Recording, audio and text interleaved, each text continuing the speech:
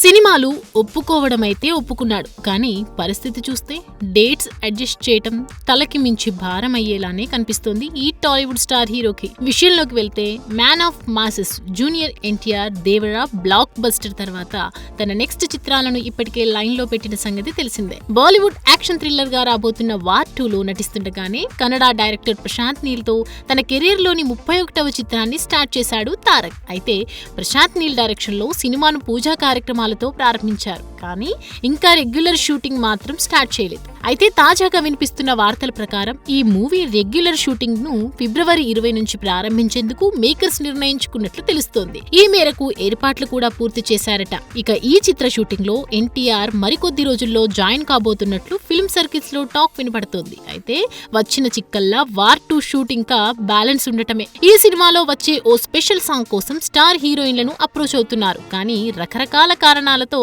ఎవరూ లాక్ కాలేదు. మరోవైపు ఫిబ్రవరి తప్పితే రిలీజ్ కి కేవలం 5 నెలల సమయం మాత్రమే ఉంది. ఇంకోవైపు వచ్చే సంక్రాంతికి సినిమా తేవాలని ఎన్టీఆర్ 31 ఆల్రెడీ మొదలెట్టి హీరోలని సన్నివేశాలు షూట్ చేసే పనిలో పడ్డారు నీల్. కానీ ఇలా ఎన్ని రోజులు మేనేజ్ చేస్తాడు అన్నదే ఇక్కడ సమస్య. సో ఎన్టీఆర్ రావాలంటే వార్ 2 త్వరగా కంప్లీట్ అవ్వాలి. చూడాలి మరి తలకి మించి భారంగా ఈ డేట్స్ ఇష్యూని తారక్ ఎలా డీల్ చేస్తాడు.